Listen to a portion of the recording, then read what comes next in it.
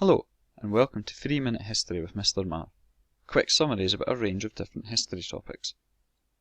Today we're going to be going back to the time of the Atlantic slave trade, and we're going to be looking at Scotland's role within the slave trade, and considering all the different ways the country was not only involved, but benefited from slavery. One of the key ways that Scotland benefited was certainly in jobs. This was in terms of jobs in Scotland, but also elsewhere. Within Scotland, jobs were created in different ways. Cotton from the slave colonies was brought back and often then produced through Scottish factories and mills. Sugar was also grown and then brought back to Scotland and processed through places such as Greenock. There was also jobs that Scots found working on the slave ships themselves.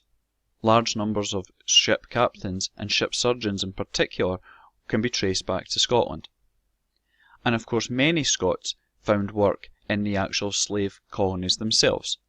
They went to places in the Caribbean such as Jamaica, and they either owned plantations or they worked on the plantations as overseers or in related jobs such as doctors and lawyers. All of this created huge amounts of work for Scots. In link to this, there was also great amounts of money made as well. Many Scots were particularly involved in selling the products that slaves grew. This included issues such as tobacco, coffee, cotton and sugar, and all of this made many Scots very, very wealthy. They were able to use this money to build grand homes, or to at least fund grand homes across the country. Many parts of Glasgow, especially in the Merchant City area, saw great buildings and also homes built, including the modern day Goma building, but there were also fancy homes built in the outskirts. This was not simply restricted to Glasgow. Many other places, including Edinburgh and Aberdeen, could say the same. It wasn't just money, jobs and houses that Scots benefited in. Schools and hospitals in the country also saw improvements because of the slave trade and money made from this. Some people who had been involved either in selling slaves or at the very least the products the slaves grew then used their money to establish or support schooling. This included Dollar Academy and James Gillespie's Academy in Edinburgh. And Edinburgh Royal Infirmary also received large donations from people that had been involved in the slave trade as well.